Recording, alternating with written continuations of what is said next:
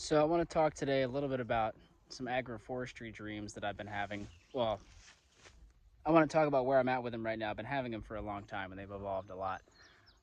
I've been thinking heavily about planting out this far back field that I've shown before. And I guess I'm reflecting even more on it right now because I just went to a grafting and silvopasture workshop over the weekend, which was awesome and just has me really fired up about what I want to do back here. So I'm going to flip the camera around so you're not just looking at my face, you can see more of the field. And then I'm just going to ramble on for a little bit and show you guys some stuff that I'm thinking about. Meanwhile, I'm probably getting covered in ticks and whatnot out here, but oh well. Gotta always check yourself when you get home starting, this time of year. So this is the far back field. Kind of the access road comes in from in between these trees. And this field itself is roughly 2.5 acres, I believe. The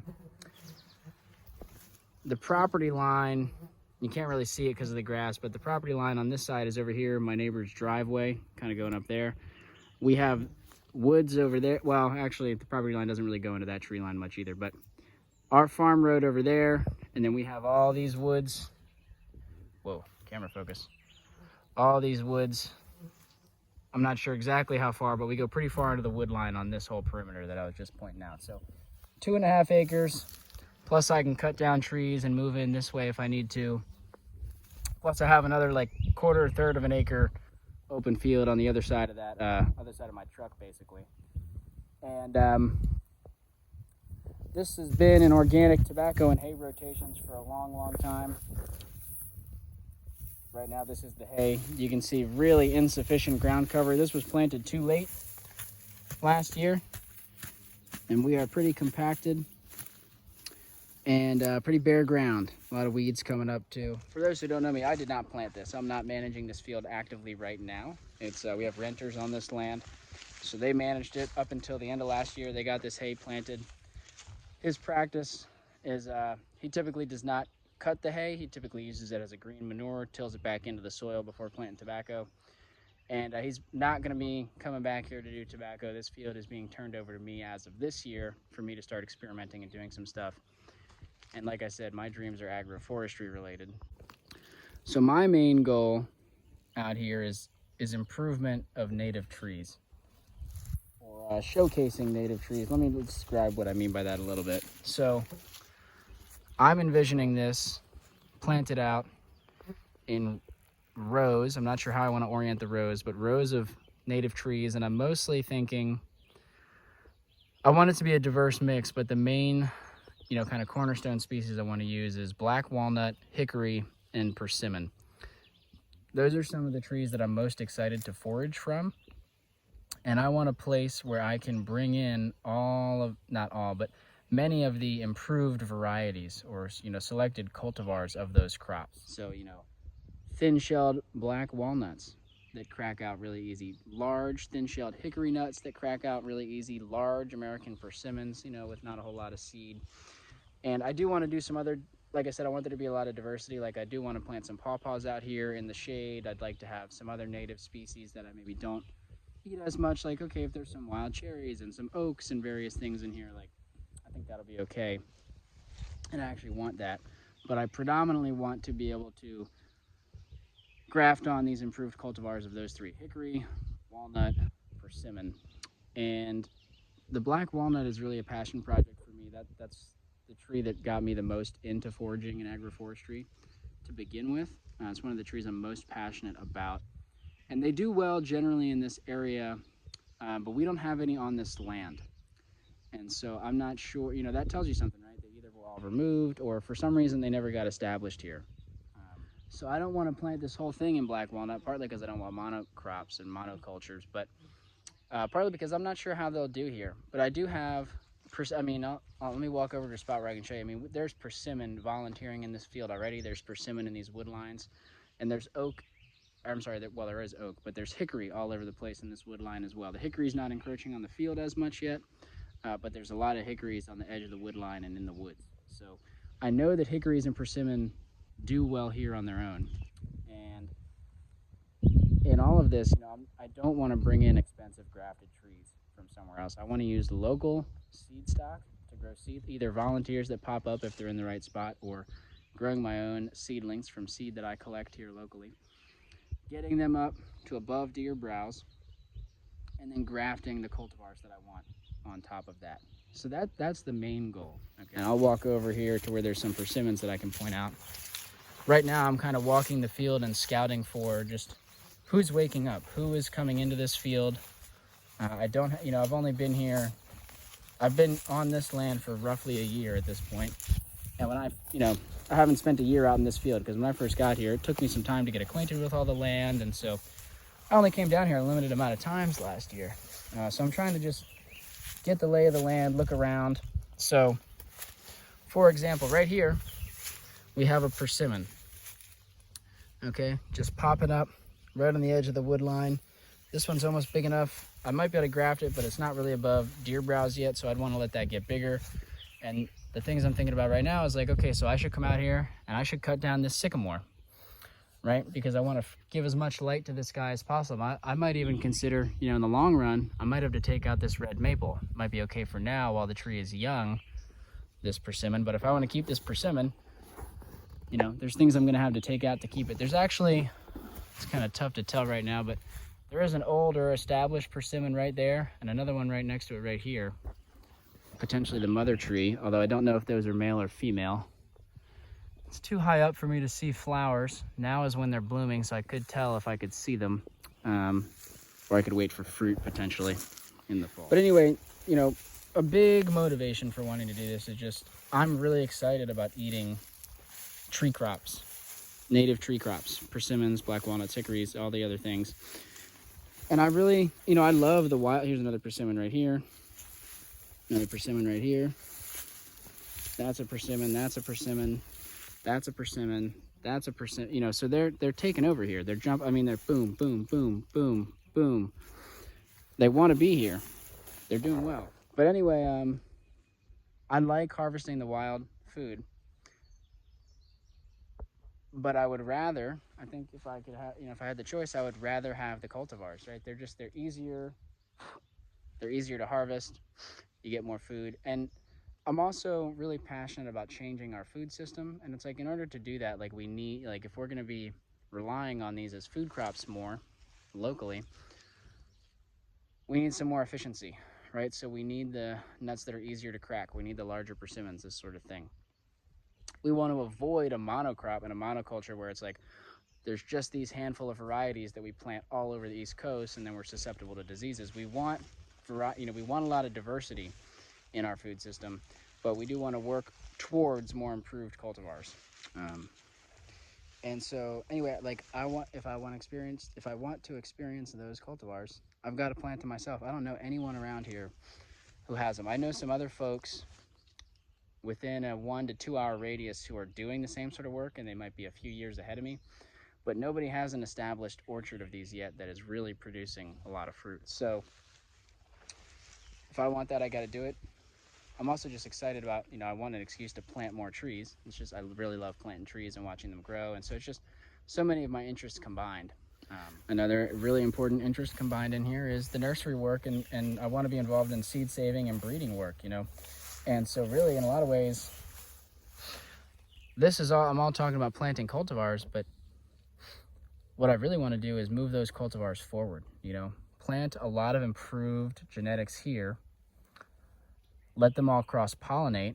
There'll be some wild pollen mixed in, but let them all cross-pollinate with a lot of pollen from these improved cultivars, and then take seedlings or take seeds from these trees in this orchard once it comes into production, grow those seedlings out in a nursery, and then do evaluation and selection of those seedlings. And that trees take a long time to come into bearing, so that process needs to be sped up. That's what this workshop this weekend a lot was about with the grafting is, we take those seedlings from selected cultivars, grow them in a nursery, cut them down at the end of their first year to collect scion wood, graft that scion wood onto an established tree, an established, seed-grown tree in a field somewhere, and then that tree will come into production much faster than if we had just let it grow from seed.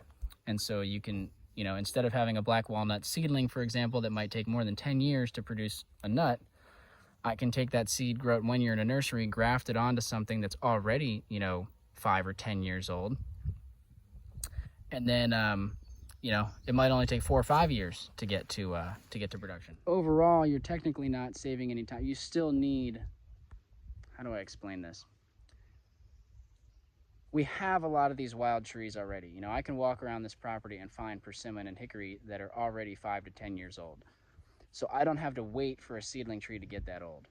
So it saves me time because those trees already exist. You know, I can cut the time down for this specific seedling that I want to test. Instead of giving it more than 10 years, I can graft it, give it 4 or 5 years, get a fruit. But in order to do that, I have to have access to trees that are already 10 years old, maybe a little bit less, a little bit younger, a little bit older than that. But so in a way, you're not cheating the clock at all, but in another way you are, if that makes sense. That might have been hard to follow. But anyway, that's what I want to do out here, is really just have the food to enjoy myself and share with friends and family, kind of demonstrate what is possible with our native species. Just to, you know, I'm always telling people, oh, thin-shelled black walnut and big hickory, and they're like, well, that's cool, but like, you know, you have to really see it to believe it and to become excited about it. You know, if I can have an orchard out here that's dropping this stuff, bring people out and they can see, oh my gosh, like I've never seen a walnut like this. Like this is so easy to crack. Like I would actually consider, you know, I would want to eat these somewhat regularly. You know, you have to see it and experience it, and then that really turns people on. And to continue doing the breeding. Now let's talk about some other things, because I feel like at this point I'm sort of just starting to be a broken record about all those things that I'm excited about here. It's gorgeous weather today. So, you know, you can see I'm a little bit sweaty, but it's a little bit under 80 degrees. This is really nice. You know, I'd like it to stay like this for as long as possible. Yeah, well, what else can I do in this space? What are the other things I need to consider? This soil is very, very poor, so I need to improve the soil, and I need to think about, you know, how do I want to establish the trees, you know, thinking about suppressing the grasses and weeds and other plants that I don't want to, you know, compete with the trees when they're very young. Once they get older, they'll be fine, but when they're young, you know, they a lot of the times need some help. Do I need to protect any of these persimmons that are growing up on their own? Like, are deer going to browse these, you know, if I want to keep any of these? Do I need to what protection do I need to put on trees that I'm planting out here? If you saw my other video, I did a planting already, a test planting this winter, really low effort, really low input, like no compost, hardly any mulch. Just stuck some seedlings in the ground over near my truck just to watch them this season and see what would happen in unimproved soil. Like if I do nothing and try to plant trees, does it even work? My guess is no. I'll walk over to those trees in a second and show you what they look like, but they're not doing great, but they are surviving. We'll talk about that. The way I see it, there's kind of two options. You know, I don't want this to just be like a conventional orchard where it's just grass that I mow underneath. I want really diverse ground cover, really thick, really diverse ground cover under the trees and in between the rows. And, you know, I don't want to have space that's just going to nothing. And so, well, I guess there's kind of 3 ways that I probably could go about it. I could just have native ground cover plants and consider this a prairie habitat, you know, for wildlife. Mow it or light it on fire once a year or something like that. Get some sort of, you know, management practice on it so that it's not going to grow up taller than I want, but not plant anything that I'm going to harvest. You know, it could just be natives. I don't think I'm really going to go that route, strictly that route, but that's one option potentially, to use the space under the trees for stuff other than turf grass. Another option is alley cropping with annuals. So I am really interested in seeds and seed stewardship and landrace breeding and all these things. And it would be nice to have a place to plant large amounts of certain crops like corn, squash, beans. That would be really nice. There's a lot of considerations for that. You know, I don't know if I'd need a deer fence for that. You know, at this scale, 2.5 acres, I don't know how much would get eaten by deer and other critters. I feel like that might be a bit of a wasted energy without a fence, and I don't really want to put the infrastructure of a deer fence in at this point in time. Maybe I'd be fine without it, I don't know. There's other considerations too. I'd want to do it no-till and, you know, regenerative and all this and that, and I have a lot of ideas as far as how that might work. I don't want to dive too deep into that in this video, but a lot of that is untested in this region. There's not a ton of examples of people doing that on my scale, in my climate, so I'd be experimenting a lot. And you know, at some point in my journey here, I am very determined to try out doing that. I don't know if that's what I want to do on the first field that I'm taking over. And right now, I don't know if it's right now what I want to do. But so that's an option, trying to do some sort of a grain annual type thing back in here, or, you know, squash is not a grain, but something like that back in here. And that could be either for production, you know, I could try to sell it wholesale or direct to consumer or whatever, or it could just be for friends and family and food security for my community. And, you know, there's different ways that could go. The option I've been thinking about more and more recently, and I should stop and say, for all of this, I think I need to cover crop this field first. So I do want to plant trees this fall.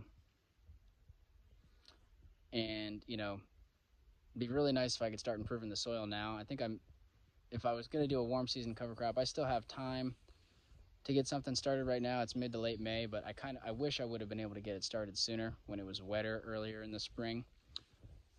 I still have to figure out, you know, I don't know what I want that warm season cover crop to be. I don't know what makes the most sense. I'd want to have a multi-species blend. There's not a lot of people doing that near here. And I don't have any of my own tractors or equipment to plant that, so I'd have to like work with a neighbor to get some help. All doable things, but haven't gotten to a decision on that yet. Anyway, the other option I'm thinking about is animals, silvopasture back in here. So that was, like I said, part of this workshop was about silvopasture. And there's a guy locally here. If you're in the Piedmont region, I'm talking about Bobby Tucker. You may have heard of Bobby Tucker. He's got so he does silvopasture sheep. He's about an hour away from me. Really cool setup that he's got going. And so, you know, instead of having annuals in the row, I mean, you might still have some annuals, but they're not like corn and stuff. You would have pasture, grazable, perennials and annuals, probably a mix. Some native, some non-native. So you could, to some extent, be having a little bit of native habitat in that, right, for certain things in that setup. And you're rotating the sheep through at a high density grazing. You know, you're moving them every 2 to 3 days. They're never on a piece of land for more than 2 to 3 days under this model. Moving them with electric fence, and you know, the animals are getting the added benefit of the shade. You can do some pollarding and cutting to drop them some tree hay and stuff like that. You know, they're improving the health of the soil by manuring and urinating and all this and trampling the ground down, but in a short duration, a lot of rest before they ever come back to that area. That's the whole, you know, there's a lot of information on that, you know, the regenerative grazing model, if you want to get more, if you want to look into that more. But I don't know, animals is a big commitment, and I have no experience with animals. I'm thinking about it a lot though, because, well, for one, there's more examples of people doing it in my area. So I wouldn't be experimenting as much. You know, I'll still definitely be experimenting and putting my own twist on it, but there's some established examples of people doing this, and not only doing it successfully, but doing it and like actually making some money from it. So it would be a way to actually, like, you know, fund my lifestyle a little bit out of here. It is a big responsibility though, the animals. The other thing is, I just feel like in a lot of ways it makes management easier. Like, yes, you have to manage the animals, which is a lot of work and effort. But when I look in here, it's like, you know, I have sweet gums popping up, and there's, you know, blackberries and poison ivy and all sorts of stuff. There's privet back in these woods, all sorts of things in this field that I don't want to deal with. And if I try to establish trees, even in an annual system, you know, I'm still going to have to do mowing and some, you know, I'm going to have to do a lot of intensive management to prevent things from growing up around the trees. You know, you plant trees in the line, plant annuals in the rows. Well, how are you going to keep the weeds down in between the trees, right? Without, you know, you don't want to bring a tractor in and disturb your row crops. You go in there with a weed whacker, this and that, you know.